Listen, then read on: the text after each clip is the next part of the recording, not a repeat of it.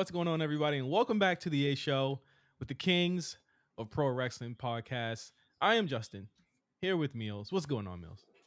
I'm here. I'm back from Fanatics Fest. I am currently. What the hell was that? That was you, Justin. It was me turning my mic up. Oh, I thought it was like Alexa or something. Remember that era? Hold on, I'm checking my mic is good now, right? I'm good now. Yeah, right? your mic is super leveled up now. Yes. All right, bet. There we go. See, I told you. But here we are. At least we got it out the way early. No, I'm back. I feel good. I'm still looking for work. But like getting like little side quests that should be very, very interesting over the next week or so. This is our job. Is At this point, yes, it's the most consistent thing in my life. Yes. when they don't want us, the wrestling community wants us, and that's all that matters. Hey man, I feel like when everyone wanted Mary J. Blige to hurt more so they could have fire albums. I feel like they want us to stay unemployed so they could get fire podcasts. Eminem back on drugs. Kid Cudi back on the crack. Me and you not at work anymore. We have more time for the people. That is pretty much what we do. Of course, we have a guest this week on the show. And it's funny because it's very rare that people who win the Royal Rumble pools are my actual friends. But this is my actual friend that I got from actually just doing this thing here, and he's a really awesome guy. And I'm glad you're finally on the show. Our special guest, Royal Rumble pool winner, DJ. What's going on, DJ? What's going on, folks? What's going on? How you feeling? I put you over. You didn't even give a shit. No, I did. If you couldn't see it, if I was on camera, I did the Rock forearm tap. Goosebumps. Goosebumps. That's crazy. Do you pop every time? Do you pop or get annoyed every time I do Dono Jones? Big fan. No, it's a pop every time. Right, I've been dealing with it my whole life. I'm glad. All right, what's your favorite Dono Jones song? I go to what is it? That Ooh Say What is the one I always go to. I sing that all the time. Okay, all right. Listen, I like that. I listen to that all the time. I love that song because it plays at the end of Save the Last Dance. Deep cut. Instead of listen, I thought about so many times. Speaking of Save the Last Dance, because they've been going crazy with them ray gun memes. Like we gotta cut. We can cut it out now. Olympics was like 2 weeks ago. Like yeah, leave her alone. Yeah, essentially. Even though I do feel like she finessed the Australian government to enter the Olympics. I mean, like, did she really lose? Exactly. No, hey, I mean, B4K. Exactly. I would not be surprised if I see her like in Elle magazine or like some Teen Vogue or like some other shit like Ray Gun, the meme turned model type vibe. You know, it's gonna be in the next season of Surreal Life. And ooh, gonna be. How crazy is that cast, by the way? I see it when I'm watching Pluto, and I'm like, OT Genesis? Bro, my wife watched a couple of episodes, I think, of the new Surreal Life, and she said it's batshit crazy. I imagine you have Macy Gray, OT Genesis. I forgot who the fuck else is on it. But to me, that's already like. Let me see who the hell is on this. I think there's a couple housewives on it or something. I don't really know who's on it. Yeah, they got let's see. That's a list of names for sure. Yeah, nah, for sure. Hold on. Why did I have Wikipedia? Oh, Chet Hanks is on it. The Tom Hanks' son. Yeah. Come on, like it's ridiculous. Either way, it's great to have you on the show. Of course, Royal Rumble pool winner. Who brought you here? Royal Rumble was so fucking long ago. Oh, it's the American Nightmare, Cody Rhodes. He got the job done. He helped me finish the story. I cannot believe that you actually drew his number. It's not fixed. Didn't he come out at like 30? It was 15, if I'm not mistaken. Was it 15? Yeah, 15. He had room this time. I think last year was 30. Okay. Yeah. So he had room this time to like prove things because people were getting on him because he had no adversity on his way to WrestleMania last year because he entered at number 30 and then he gets his thing to WrestleMania. So he was out for 7 months prior and stuff like that. And he just gets a ticket to WrestleMania. I'm like, this is all fake, right? Yeah, I mean, but even so, like he comes in at number 30 and still has like a 15-minute match with Gunther damn near, feels like. Yeah. No, for sure. So I'm glad Cody got you here. Yeah. Glad Cody finished the story. That was a time. This would have been a way more depressing conversation if The Rock had his way. I'll just say this. Oh yeah, that would have been so weird, right? Like, sorry, you won the Royal Rumble and your man's got hit by a car or whatever the fuck was supposed to happen to him. That would have been a bus coming over in the worst way. Yeah. Listen, he is one of the most over. Let me tell you something, all right? But first of all, before I get into anything that I want to get into, we do have some we have some things to housekeeping to get passed through. I wrote it down. So first things first, Patreon users. Shout out to everyone who subscribes on Patreon. You are a godsend. You're keeping us able to do these things and also be able to support us with all the stuff that we have. I want to get you guys a little bit more bang for your buck. So if you subscribe to Patreon via Apple, so sometimes you download the app on Apple for Patreon and then you'll subscribe through the app on Patreon. Later this year, I think it's November or so, Apple is actually taking an additional 30% cut of all the Patreon fees that you're paying.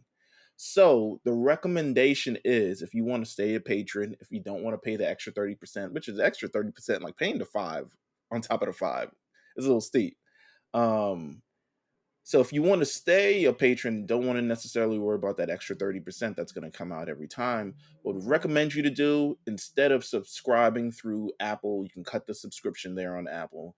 Go to the patreon.com/thehornc and just subscribe through the browser. Or you can do it on your phone, you can do it on the, your desktop or your laptop or however you do it. But just subscribe from the browser. You'll pretty much bypass that 30%. You'll just be giving everything to Patreon and us instead of adding an additional 30% to your fees. So just want to make that note. If you enjoy our content, if you enjoy everything that we got going on, make sure you do that before November, I believe. So I'll definitely give everyone another reminder as time goes on.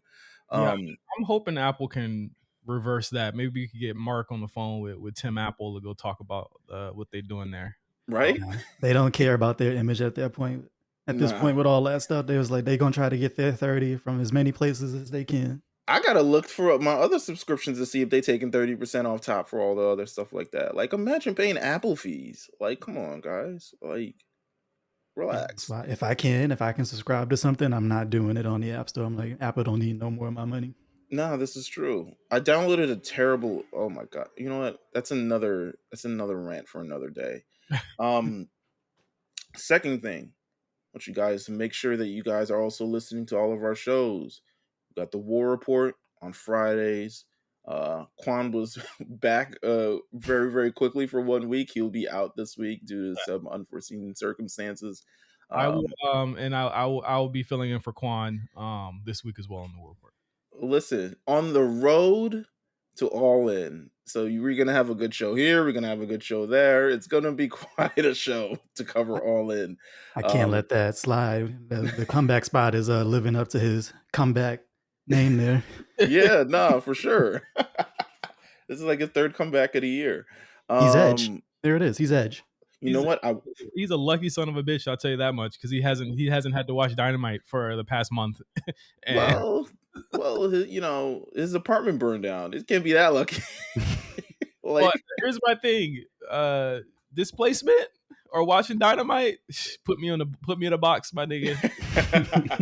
Can I ask you a question? I don't want to make light of the situation, but I did mean to ask it last week. There's a fire in your crib. What is the first thing that you're grabbing? My dogs. Okay. Yeah. Right. It depends on who's here. Your dogs aren't there. What physical thing of value are you grabbing? Everyone's out already. It's just you. with what I can hold in my arms. Sure. Well, I have insurance on my stuff, so I mean, any of this shit can go.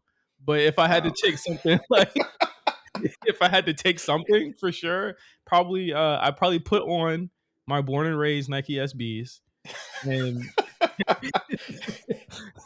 I'd probably throw my sneakers out the window, like across to the neighbors, so I can pick them up later.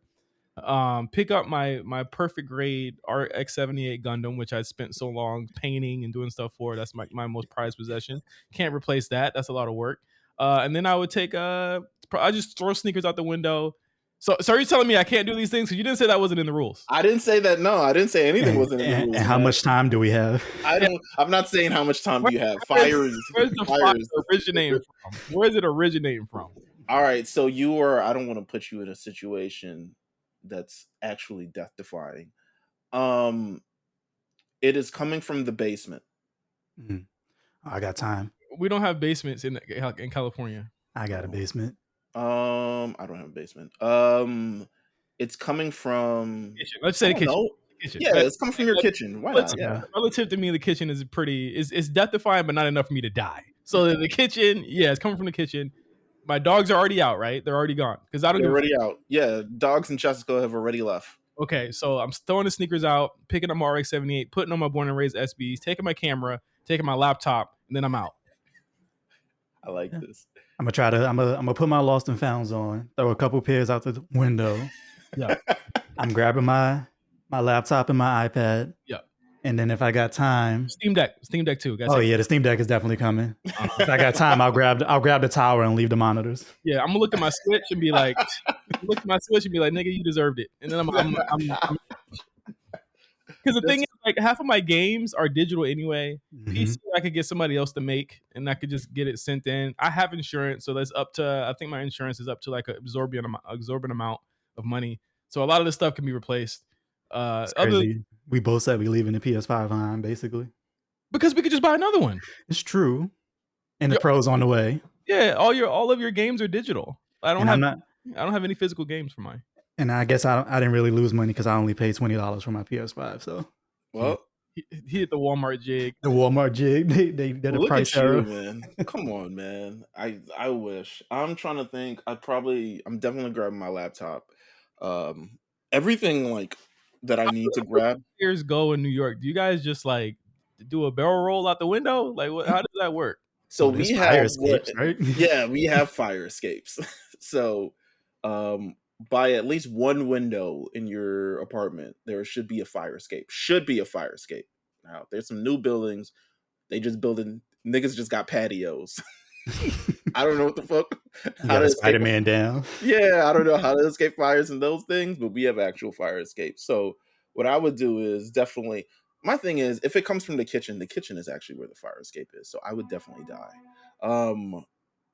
But I'm definitely grabbing my laptop, grabbing my phone, I'm probably grabbing my bag and stuffing as much things as I can in it. I'm going to be the last one to leave of like, no, let me go get the fan. No, let me go get my hats. No, let me like. But you don't need the hats though. Like you could just get the hats again. Yeah, but my thing is like being displayed. So from my experience being around a fire. This is crazy, by the way. No, this is insane. Sometimes you need a plan. No, this is true. I'm glad we're talking about it. So my experience is that when my job caught on fire, like almost a decade ago, I made the mistake that I will never make again of not taking my stuff. I will never make that mistake again. Because one, it happened like at 9 a.m. They told everyone, even though our office place was on fire, you must stay the rest of the day. And I was like, fuck. I initially wanted to leave, but my bag was still in my office. My keys were still in my office. My laptop was still in my office. All the things. I'm pretty sure we were supposed to record a show one of those days or whatever the hell after that. All the stuff was in there. I had to wait until maybe like 5 or something. So I'm just aimlessly walking around my job or the area of my job with nothing that I can't even leave. Like, so I'll never not take anything again. So I feel like, you know what? Everyone who's listening to the show come up with an emergency plan. If you have a fire in your crib, what are the easiest things that you can grab? What are the most important things you can grab and grab them? I know they say don't grab anything. Nuts to that. Grab some shit. Take something. Don't lose everything. Yeah, don't lose everything. I have this thing where all my like certificates and all my other shit is as well, so people don't steal my identity. Because they went in Quan's crib and took his weed and his YSL cologne. Like Somebody had a good weekend. that's nuts. All right, that wasn't initially part of the rundown, but last thing I want to say is if you are a challenge man, this one is for you. Mhm. So Justin and I will be covering the challenge. But the only you're right, the only it'll be on Patreon-esque, right? Mhm. The only place you will be able to hear it is the A Show Patreon. However, this is a show that will be available for everybody. It's not going to be behind. You don't have to pay the $5 for this one. You don't have to pay even. Hopefully, I don't even think you'll have to pay the $3. Yeah. We're just going to host it on our Patreon. So if you like us, please tune in. You slide over to the Patreon. If you like us even more, pay the $5 and listen to some awesome shows that you're going to get over there. Completely free show that we're doing. We're doing it for the love of the game. We are. We literally are. Literally the love of the game. I don't even watch the challenge, but maybe this will inspire me too. Well, listen, you'll get it for free. Yeah, we'll definitely this first episode is that me and Mills will have a lot to talk about this first episode for sure. Yes. Justin is way more prepared to talk about the challenge than whatever the hell we actually have today. It's slow. It's like I feel like with wrestling right now, it's not a bad thing, but it's just like you're more geared, you're more excited to talk about the challenge this week for sure. Now we're in between stuff. Like Bash in Berlin seems like it's kind of like like, you know what I'm saying, after SummerSlam it's kind of just like it's like a show, you know what I mean? And we're in a slow period until all these shows, like until all the shows in the fall they're moving to different networks. Like we'll have a lot more stuff to talk about. But there was for sure. Speaking of things that weren't planned, I just got to ask because I haven't had a chance to talk to anybody about it besides Cyrus, who just makes fun of me. My Hero Academia is ending. How do you feel? Wow, My Hero Academia is, first of all, it ended manga wise. Yep. Or you mean? That's what I mean. That or Jujutsu Kaisen? No, the MHA ending specifically. I haven't talked about it to anyone. Oh, okay. Listen, MHA ending. Why does Cyrus not like MHA? I don't think I've ever. Sometimes he doesn't like things, and I don't know. There's never really a good reason why. He finds the main character to be a cornball. He watches a lot of shit with cornballs in it, though. He finds the main character to be extra corny, for whatever reason. But listen, it ended. It's a good ending. I don't want to spoil it for anyone here. We had actually a whole episode talking about it on The Lookout a number of weeks back, so make sure you guys check it out on The Lookout. But yeah, no, it's probably my favorite ongoing new generation kind of like anime story manga. It ended. I think it's a good ending. Most fans do not agree with it. I don't think. Let me ask you a question, Justin. Do you think what's the most perfect ending for a show that you've ever seen? Breaking Bad, Better Call Saul, The Wire. So there actually are. All right. But do people like dispute it? Like, oh, this ending was trash and blah, blah, blah, blah. Not Breaking Bad, no. I've seen people be like they didn't like how it wrapped up or whatever at the end, but I was just like, I think at the end of that, and this is a 10-year-old show, so if you haven't seen it, I mean, this is on you. I think that Walt gets exactly what he deserves. I mean, the song even plays at the end, he gets what he deserves, but I think in the interest of like main characters growing and, you know, getting what they deserve, I think Better Call Saul is that in spades. I think that he, you know, there's a sense of redemption. There's a sense of taking accountability. And I think ultimately that's what these two series are about. So I think any show that allows you to bring the theme of and the messaging of the shows back full circle is a success in that sense. And I think that and to that point, The Wire, like the main theme is that you ultimately don't win when you go against process. When you go against the corporation or the machine, like you don't win. You know, that's a theme throughout the whole series, and that rings true at the end of that show as well. So it's the same thing for My Hero Academia, which is why I actually like the ending of it, because ultimately at the end of the day, it's all about saving people at the end of the day, and it holds true to that in spades. Now, the author of Jujutsu Kaisen just announced that manga is ending, so the story will be wrapped up in the manga at the end of September. And Oh wow, I didn't even see that. No, but it's going as well as Justin thinks it's going. Which is to say, it's not.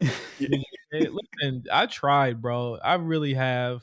I asked me if I finished after Thunderstruck. I feel so. Here's my thing with JJK. It's a great, like, if you don't think too hard about it, if you like fighting and just like people beating each other up, great series. If you try to understand it to a level, there are definitely major holes in things that, or just things that aren't explained very, very well. Could be explained better. Theme could probably be followed a lot more. One of the main questions I always ask with JJK is like, all right, how is this supposed to end? And because shit is just happening.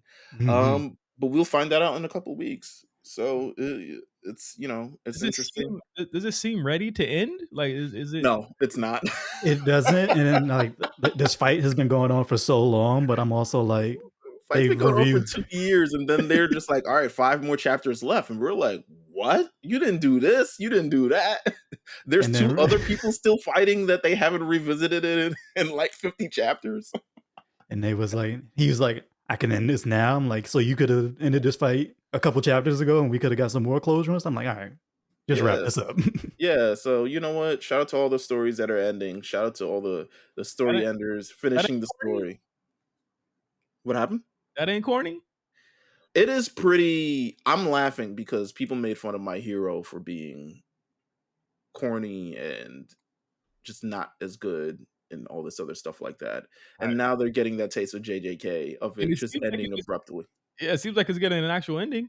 Or is it or MHA? I mean, it's going to. I feel like MHA, at least, they built up to their ending. They finished everything they needed to do for the most part, I feel like. Yeah, they did. And JJK is like, all right, 5 more chapters, niggas. And we're just like, oh, so the stuff that you were saying was the big threat that's coming isn't going to actually come. You still don't know if Shorty is alive. I'm like, what's happening? Yeah, so it is what it is. Sorry for that anime break, but yeah, guys, the challenge will be here on the HO Patreon, so make sure you guys tune into that. Justin, I really want to talk about Fanatics Fest. Okay.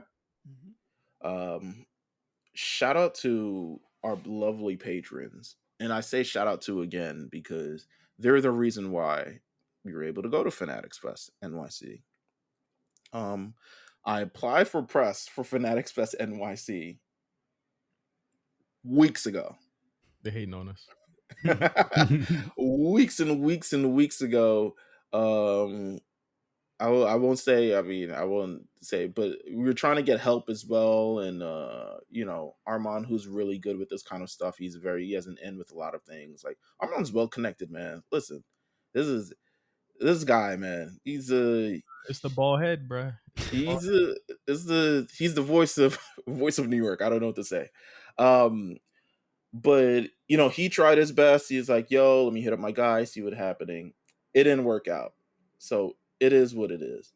But luckily we had bought tickets. So we bought tickets for the Saturday. But to be fair, Fanatics Fest had not sold out. It didn't even sell out going into the event. Usually the big tell of when a convention or festival is going to sell out, that Saturday ticket is usually gone first, immediately. Saturday is the day most people have off. Saturday is the day that most people can come. Saturday is the most day for anything. Saturday was still on sale, so I didn't expect it to be sold out. So I was like, why the fuck can't we get press? But apparently press didn't do anything, but you just had access to like sit in seats. like pre-seating or something. You had the same access as VIP people. And then I was like, I should have just bought the VIP tickets if we were going to buy the tickets. Didn't do that. So Donnie and I, shout out to Donnie, social media manager, Donnie Fails. Make sure you listen to his podcast as well. Donnie has a podcast. I need Donnie to succeed. We would all love Donnie to succeed. Donnie succeeds. Let's Donnie finish the story as well. We need Donnie succeeds as well. But he succeeded to making it to Fanatics Fest with me. It was at the Jacob Javits Center, which I'm usually familiar with because Anime NYC, which is this weekend that's coming up, usually happens there. So I'm used to going there, and this thing is packed. Fanatics Fest was not packed, but it was very comfortable. I'm not going to say no one was there. Listen, as somebody who's been to Comic-Con, I don't want packed. Right. And like you don't want that. So it was, to me, it was very comfortable to move around. And the one thing I noticed was there was a lot of families there. It wasn't really for the adults as you would imagine it to be like a collector's con, collectibles and all this other stuff like that. I don't even think they had really a lot of like exclusive collectibles, which is what they probably should have had. But they had a lot of great activations that was great for kids. You could go into the UFC ring if you wanted to. You could do a 40-yard dash like Speed, who was a freak of nature. You could do an entrance, a WWE entrance. UFC just had the shit where you could hold up the title and thing, I guess.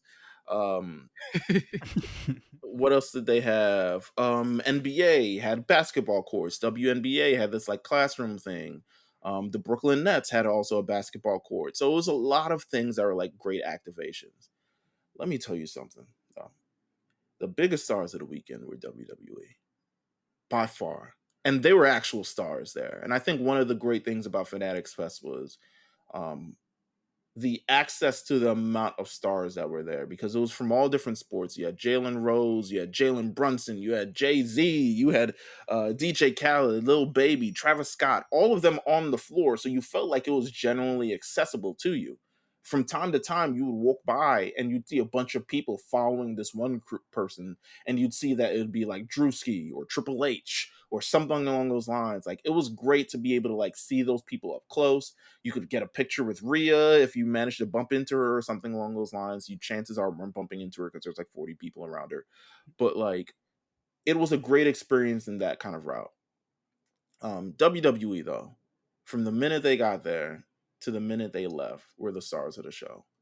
I've never felt so much like fanaticism for WWE. Yeah, like people showed up seemingly for WWE, and honestly, it's probably the result of the weeks upon weeks upon weeks upon Bro, weeks. not even months. They've been promoting this shit since like February or some shit, bro. Like, this has been crazy. Bruh, they have been. When I went there, I went with the idea of like trying to figure out what Fanatics Fest was. And to be honest with you, I think it was a great. I wouldn't even say it's mixed. I just say it was like I had a good time. Probably, honestly, it's probably much better if you're a kid, or a fan of a wrestler. Like, because I saw all the stands went out there and they met Bianca, they met Rhea, they met everybody. I didn't know what the bracelet shit was for. People just give the stars bracelets. Yeah, it's friendship bracelets. I think it's a Taylor Swift fucking thing. They make friendship bracelets for their favorite wrestler and then they give it to them. So now each wrestler is like stunting. Whoa, Meek Mill. Yeah. Shout out to New York City. Each wrestler is stunting with like 70 bracelets on their arm. So we went there, we saw CM Punk. We went there. Jey Uso's fucking over. For the people who are complaining about Jay's booking, it's like, I can't believe they don't have story with Jay and all this other stuff. Everybody loves Jey Uso. Kids. How can you not? Yeah, kids were. There's a large contingent of people that are saying that Triple H is fumbling someone who honestly doesn't have to show up on the show at all. Like, he can literally just be an attraction on the show and still get the biggest reaction. And the thing is that like, what I wonder, like with Jay, like what people want. Like, do you want him to be on the show all the time so that you can complain when the matches aren't up to snuff and you complain about the fact that he only uses so many moves and stuff like that? Like, I wonder what people want from Jay, because it's like, you get mad when he's not on the show, but then you guys say he had the worst match at WrestleMania ever. And then it's like what exactly do you want from the guy? I think realistically, it's good to have like a break from Jey Uso. I think just so it doesn't, the yeeting was going crazy. But he was Like, beating everybody. Like Mhm. he was, he like it's at one point he was winning a lot of matches. He just wasn't winning like the big ones. Like he will win right. all them tournaments and gauntlet matches and shit. And it's just like he beat Ilya Dragunov, bro. At that point, I'm like, yeah, I'm gonna need a break from you, nigga. Yeah.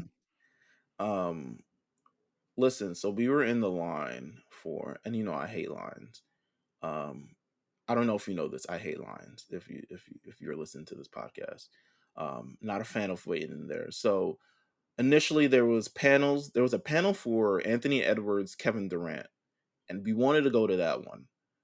But if we had waited in that line and gone into that panel, we were afraid we wouldn't get into the Jade Cargill, Jey Uso, Bianca Belair panel because they were back to back. So we opted not to, which the KD and AE panel had a million fucking people waiting. We were like, yo, this is nuts. So we decided, all right, we're gonna scrap that. We'll go back up to the floor and then we'll come down and we'll wait in the line for the Jade Cargill Bianca thing. Now, I hate waiting in lines, but I'll wait in line and stuff like that.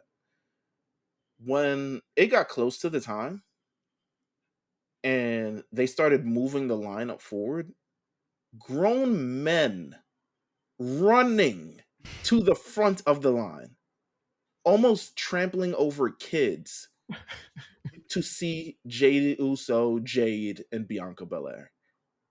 To the point where security had to be like, what the fuck are y'all niggas doing? Who are these people? Try to turn it into Black Friday almost. It was one of those, bro. Me and Donnie, like, we let kids go in front of it because I know the room that they're gonna be in. There's fucking seats everywhere. You wouldn't have got a bad seat in the fucking crowd.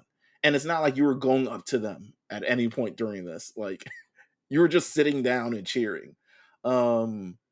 But either way, the pandemonium was crazy. LA Knight had a big crowd. Sunday, I wasn't there. We only had a Saturday pass. But Sunday, there was a huge crowd for Cody. Massive crowd for Cody. And Cody had just come back from a house show. Yeah. And went to New York, and he had a busy weekend last weekend. Because he flew right back out. So Sunday, they had him doing the signings and the photography as well, but something messed up with the system where they weren't able to get everybody. So they gave refunds to people who couldn't get the Cody tickets. And Cody had a hard time out because not only did Cody come from a house show, but immediately after the event, he had to go back to the house show. Go back to Florida. Yeah, he had to go. Yeah. Right. That's a busy man. Bruh, like, and this is like, I feel like that gene comes from him watching John Cena. Because John Cena was one of those people who had that crazy schedule as well. And I think he holds his standard as to how he should operate himself as a top star to John Cena. So he's doing any and everything during this entire thing. But Fanatics Fest was fire. I wish I got into 40/40 Club. Shout to Jeff J, who I saw was there, who definitely got into the 40/40 Club. 40/40 Club was kind of weird. It was like this exclusive club in the middle of the floor that celebrities could go into and like other people like Jeff J or some shit like that. And it was just weird because it was like it was like two floors to it. And then the top floor was just like this glass kind of like barrier of you watching celebrities have fun inside. I don't like that. I didn't like that. I felt like, again, like this is a fan first experience, and like the one thing that like you kind of commodify here is that, like, even though you're a fan, you're still not as big of a deal as these guys are. You know what I'm saying? It's like, it's weird. Like, even Speed was around fucking with, you know, with people and talking to people and shit like that. Yeah, nah, I didn't like the whole. I don't mind that the 40/40 is there. I didn't like the super exclusivity to it. But I get, like, also celebrities want to be able to like chill and like have a good time, but like do that shit off to the side, bro. That's what VIP rooms are for. Like, you don't need to have the 40/40 in the middle of the thing. But it was a 40/40 Club activation and only a couple of people were allowed in. And if you weren't, you just listened to them play fucking music from the outside and watching like niggas have a great time from outside the club. Outside the club, yeah, man. If you're gonna have an event called FanFest, or if you're gonna attend, you should probably be Yeah. among the people. Yeah, but you know what? I think it was a great time. Everyone looked like they had a great time, and it looks like they're continuing Fanatics Fest kind of like around the country a little bit. It's supposed to go to I think LA and Orlando or some points during this year, is what I've heard. Um, so it looks like a good time. If I had to suggest if you go to Fanatics Fest, I say if you're really a fan of somebody and want to meet them, go. It's a good time. Yeah. Like it wasn't bad. It wasn't bad at all. But WWE absolutely took over the weekend. WWE were the stars this weekend for sure. They are going to be here in November in LA. I'm going to check it out and see what all the fuss is about. I'm getting into the 40-40. I don't know about I know you getting into the 40-40. I know that's right. I'm walking right in that bitch. If they have the 40-40, I mean, what's the LA version of the 40-40? We don't got one. So it'll be, I don't know. But I think Hove lives out there anyway, so you should bring the 40-40 over there anyway. It'll be something. It'll probably be a Flight Club or something. Exclusive. Cool Kicks will be an exclusive club. All right, let's talk about some wrestling news real quick before we get into a quick little view of All In this weekend. Right. Because that's happening. We got some AEW news, some contract news, all of that good stuff. Saraya, it's been reported that her deal is up at the end of September, and there is no confirmation whether there have been option years added to the deal, but they've been talking about extending the deal for a year, either with a new contract or the option of it being exercised. It's also noted that while Saraya doesn't have a match for All In, she is planned for the show. I believe she is fighting Toni Storm this week in Cardiff, so I would imagine that there'll be something that comes out of that. But I mean, Mills DJ Saraya, she left WWE, said, I finally got a boss that listens to me. I'm finally in a place that loves me. She wrestles like maybe twice a year, like 2 times a year at this point. She won the title in 2023. She won it All In, and then she lost it in like a month or a month or two, and you know she's hasn't really done anything since. Like, do you keep Saraya or do you let her go here? If I'm Saraya, I'm staying because you just made a boatload of money for doing basically nothing. But True. Tony Khan, if he wants to turn that company around, he should think about ways of cutting money. But you know, he's not a smart man, so. So I'm looking at her match database. She has had 1, 2, 3, 4, 5, 6, 7 matches this year. Just 7. And I think the previous year, I mean, she had quite a bit match. Oh, no, actually, she did not. She probably had like 14, 12. It's a Romanesque schedule. Right? Imagine. Tony Khan, let's get this deal done, baby. let's get this deal done. Let's get it signed, delivered. Let's give her whatever she wants. Let's make sure that let's make sure that Wembley 2026 is just as big as Wembley 2024. But if the idea is that, and you know, there was a lot of talk this week about Dave Meltzer thinking strangely that some document that was in a Discord was a real snapshot of how much AEW was worth. Can't believe that was real. If the sense is that they don't have a TV deal, it's 40 days out. I get less than 40 days at this point. The exclusivity stuff is up. There's still no new deal. That's a problem. And that would mean that y'all aren't getting the deal that y'all thought. And I'm telling you, there are very few deals that are cut this late in the game that are actually beneficial to the person that wants the deal. Right. Let's be clear. Unless it's been on the table for a while and they just won't sign. You got Tony wearing WBD Discovery hats on interviews. What a munch, bruh. I have never seen the type of, you're right, Mills. I've never seen a munch like this. He is acting totally unordinary. It's top tier glazing. Bro, what? Yeah, as you see, listen, if I'm seeing a company like WB crumble around me and I'm wearing a hat, what type? This ain't team playing. Regular niggas don't wear the hat, bro. Exactly. Not even people that work there wear the hat. I didn't know they had a hat, bro. Exactly. Why do you know they have a hat? Like, that's the thing. That's the craziest part. Like, it makes literally no sense why this is, why he's even doing this, But do you're coming to a point where you have to think about possibly letting go some of these stars that you paid so much money for. I agree. So I agree in the long run. It's just that, yeah, Saraya has no. To me, honestly, the best place for her is probably still AEW. I think WWE. Don't get me wrong. I think if she was in WWE, her star continues to like go up where it was. I think, albeit Saraya being essentially like non-usable in NPC for the last few years of her WWE career, she was still popular social wise. They still got her opportunities to be in shows and movies and all these other things, or just like They made a movie about her, right. which I'm sure she still gets something from, right? Like I would imagine she did. I would imagine too. I mean, she has. There's a lot of stuff that you can build around Saraya, and she just has a huge social following and stuff. I think literally probably Rhea ate her food when she left. It was like Rhea time, for that kind of audience that loves Saraya. But If you had so her be a mouthpiece for good old Pure Fusion Collective, does that make them more or less interesting? I don't think they need. I mean, Sonya can talk already. yeah, Sonya can talk. Like she's. I don't think they need another mouthpiece. But do I think that? I think that she would be. I don't know. I don't see a situation where, honestly, like to be honest with you, if I had to pick, if I had to put Saraya anywhere, I'd put her on NXT. But she's not going to NXT. Well, Like NXT at least, at the very least, to like, I don't know, like she's not going to go. She needs to be a trainer.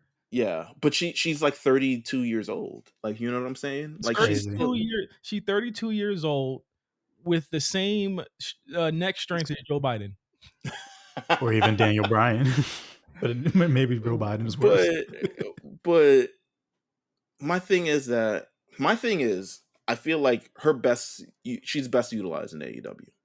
She best serves AEW at this point in the career with kind of how landscape of women's wrestling is. I think while she doesn't contribute a lot from a match standpoint, I think if they did use her in a notable role, she could be a notable person on the show. But I think honestly, they just choose not to because of how limited she is in her ability to do things.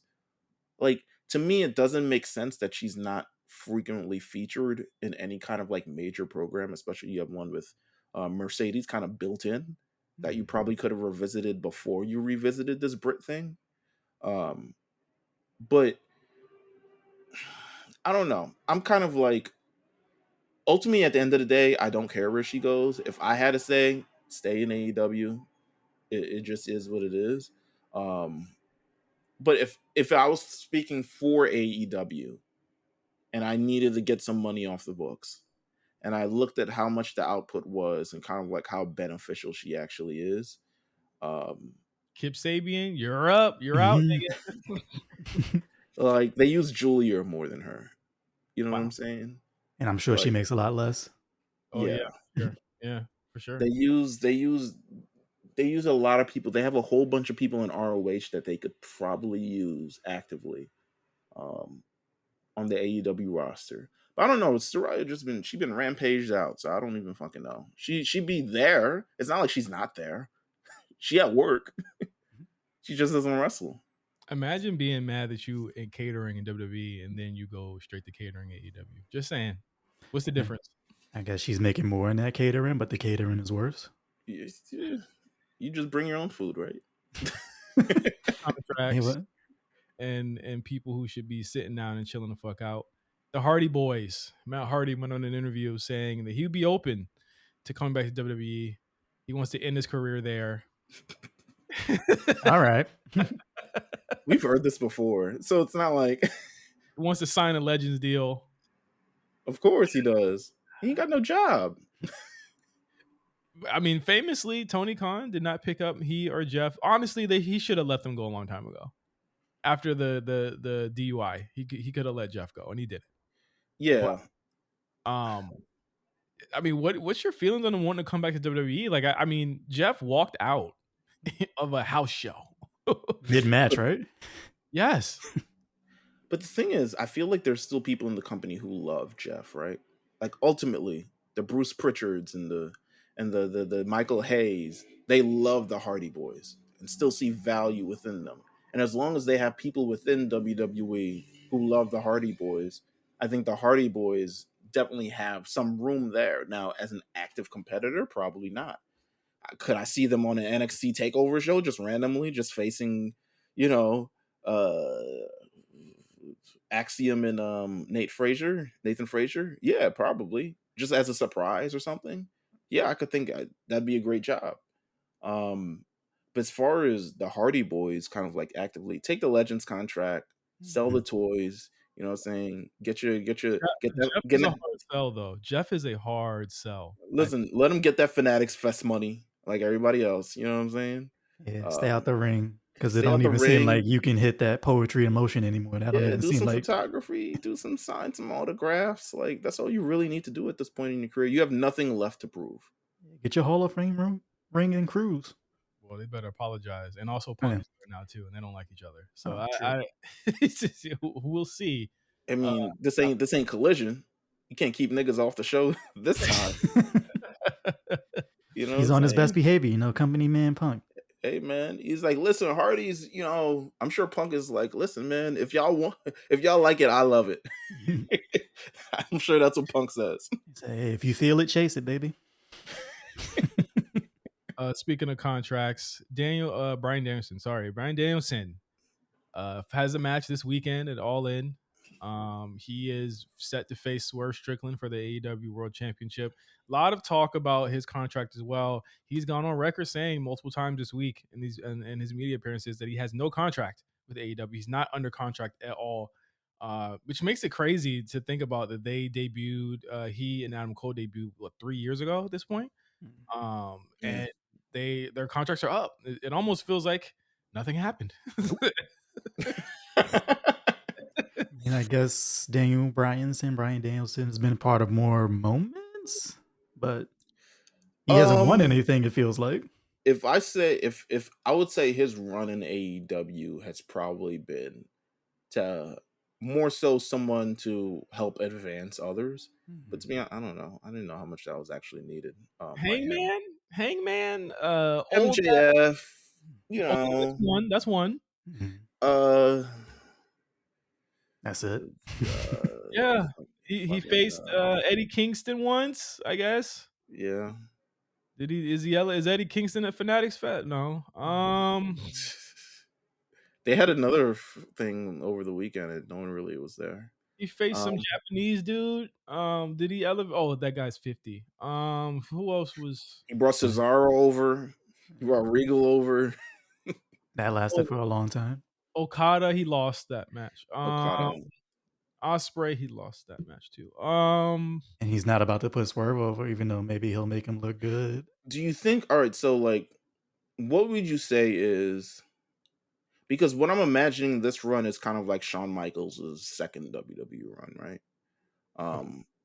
Doesn't win the championship, but still notable as a character on the show and having great matches. I think honestly that's what he wanted to give during this run. Now the playing field to me is the playing field. Like you can't. He wasn't putting over fucking The Undertaker and Batista and actual stars. It was just wrestling. Paul certainly doesn't feel as successful if that's what he's going for. No, and he was just wrestling on Rampage and wanted to wrestle on Dark in a mask and all this other shit like that. Like, and it also felt like they also realized during this process that we probably should actually save him from himself. He's getting injured quite a bit during this run. Even though his character, shout out to him, he got the contract. He got injured multiple times, and it didn't seem like his contract budged. To be honest with you, some other niggas is trapped for years. He's the enforcer, you can't do too much to him. Yeah, he's he was working, but just behind the scenes. One of them. So, and then also a trainer or something of the rather. But to me, Bryan Danielson, the fact he's working without a contract is kind of nuts, but it seems like that's like what he wants to do. To me, I would charge niggas a premium if I'm working without a contract. They did it with Mox. Mox was working without a contract during the Punk saga. They did it with Cody too. Cody famously, yeah. Yeah, did it with Cody and allowed Cody to walk out. I feel like with Cody, it was a little bit more strategic than that. It was just kind of like, let me just finish this out because I started a company type shit.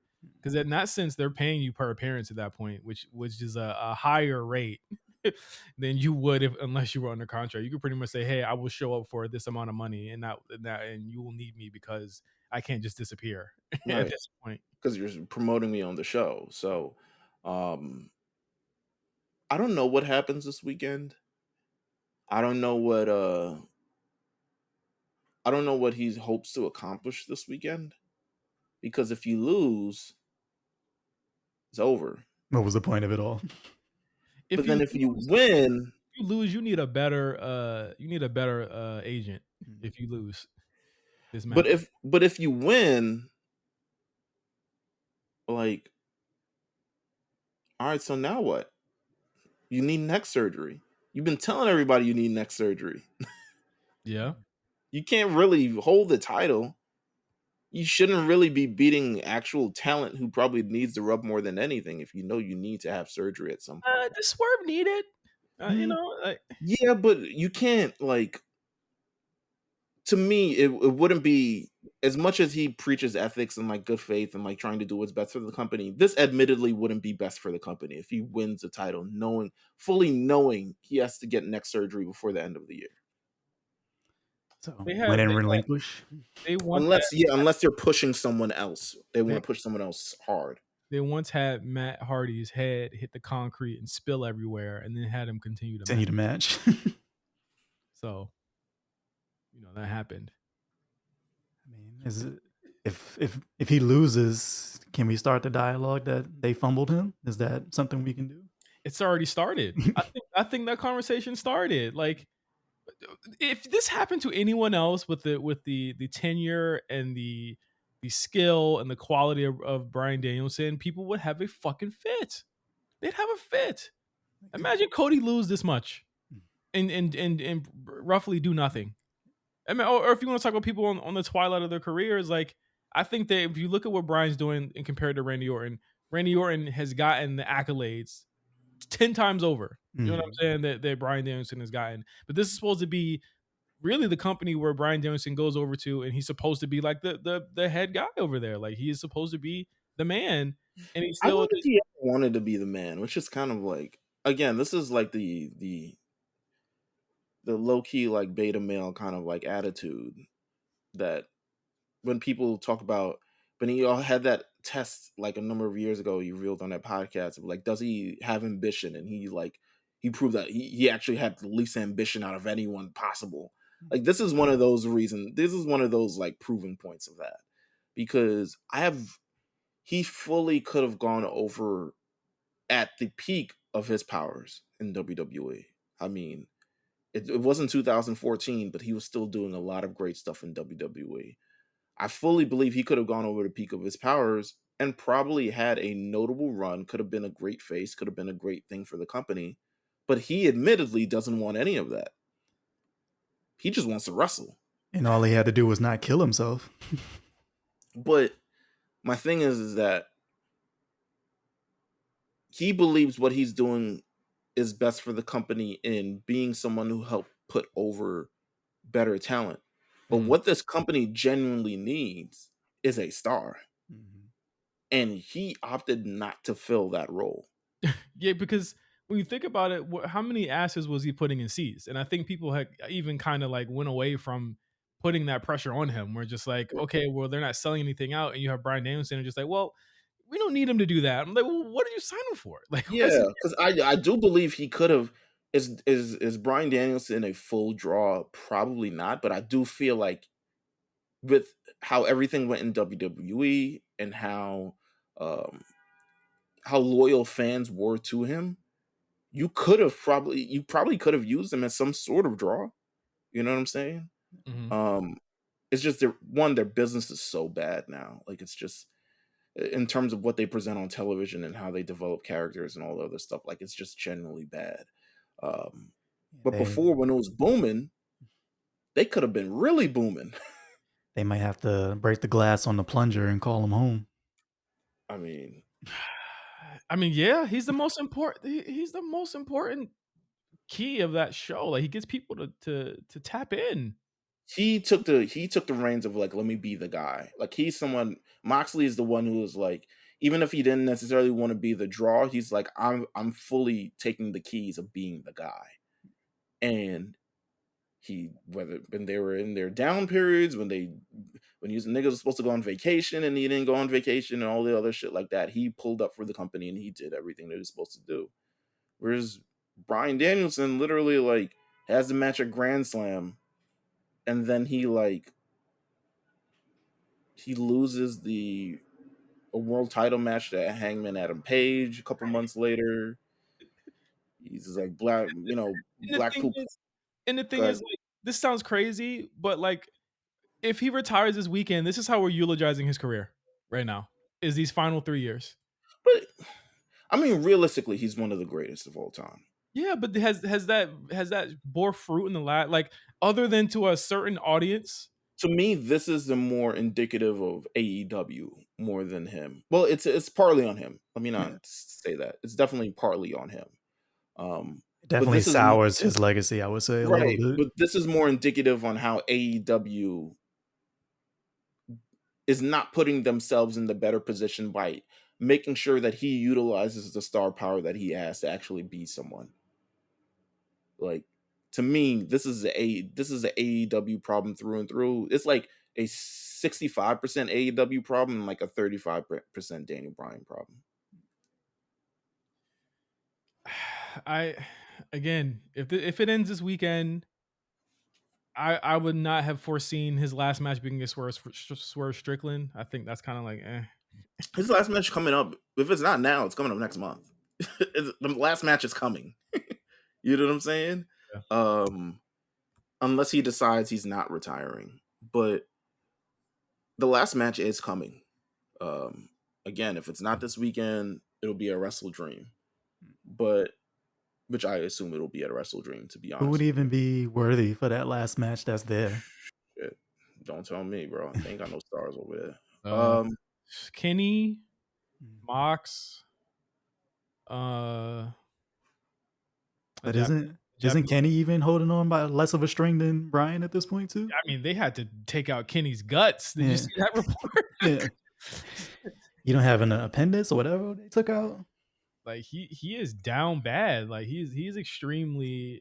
I don't see how Kenny comes back and is able to perform at the same rate. Like he will literally be working WWE style when he comes back. There's no way he does the same things anymore.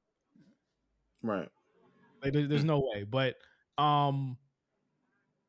is there any quick things we could get? I mean, All In's this weekend. Cyrus will be talking about it. Me and Cyrus will be talking about it at length. But does this feel like an important show? Does this feel like last year it was kind of like a statement show that was marred by the CM Punk thing? There doesn't seem to be anything like that that's holding, a specter that's over this show's head. But it also doesn't seem like it's as big of a deal this year, going into All In. What do you guys think about just the card going in and everything they have going for it? I mean, I'm not super tapped in, so as a reformed Mercedes fan, I probably wouldn't even tune for that. Reformed? I'm reformed. I've repented. I'll say this: I feel like compared to last year, there seems to be a lot more direction with this show. I think last year was a bunch of just shit thrown on the card to get as many people on the card as possible. But this year feels like there's a lot more direction with the show. However, as far as my general excitement, I'm not personally excited by it. I think a lot of things are very sketchy with the way this is actually built out, but I think the card on paper looks good. But realistically, like when you think of the Tony Storm and Mariah May thing, that's like, this is a feud that actually has been given time and purpose and all this stuff and built up. MJF versus Will Ospreay to me is kind of like that. To me, there's some stuff that I think AEW does that's like masturbatory, and I think this is one of them. Just for MJF to kind of like see how he can pop themselves over. Is that their hottest story? Probably, yeah. Nah. It's hotter. What MJF and Ospreay? Yeah. Yes. Yeah. Is it their hottest story? Yes. Okay. I would have picked Tony Storm and Mariah May, but I guess yeah. I mean, Tony Storm and Mariah May has lost viewers every week since the turn because they didn't build the turn. They didn't give it Mm. time to breathe. It just happened, right? It's my Yeah. They do terrible shit with the women anyway. Mercedes Moné and Britt Baker. That match is going to be hell a on match. earth. Cena Gauntlet, Chris Jericho versus Hook. I'm skipping that. Bucks versus FTR versus Acclaim. The fact that the Bucks and FTR can't, like, bruh, give it a rest. Like, seriously. Like, seriously, this makes no sense to me. The whole, also the funny thing about the MJF and Will Ospreay thing is the whole Pac shit. Pac can't be on the show, even though it's in his place. You know what I'm saying? But he also won the #1 contendership for this title before they had that 60-minute match. If it was any other company, bruh. Well, actually, no. People have been shitting on this. I will say that people have been shitting on this. They have not. They have kept the same energy with this, and I think what happened was here's the thing that I think. Here's what I think happened. And if this is what happened, and this guy doesn't show up at Wembley, which I don't think he probably will, then this is what it is. I think the Daniel Garcia thing changed things drastically in this whole thing, and I think that if he's not coming back, it makes sense why they had to pivot so hard. But there's also the MJF factor where he has to have a big deal, or, it has to be a big deal going into the show, and that's where that kind of came out of it. But MJF having a bigger storyline than the actual AEW World Title is not shocking to me. It just really isn't, because you should have had Ospreay and MJF for the AEW title if you were going to go this way. You should have just had Ospreay beat Swerve back in June, and you would not have had this problem.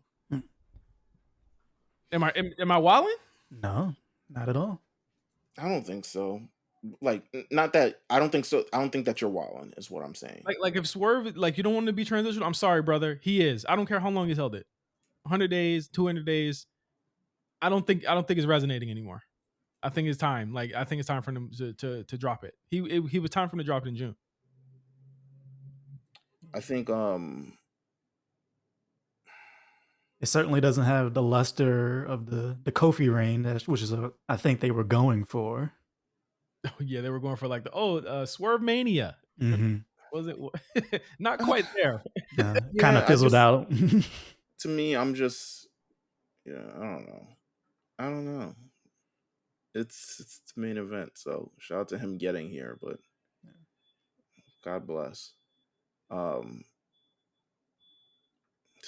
But yeah, I don't know. Whatever. I want All In will be at some point early in the day, early in the weekend on Sunday.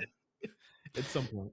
Yeah, it'll be one of the shows of all time. It'll be one of the shows of all time. Your man's Bobby Lashley's gone. The evil is defeated. Yes, yes.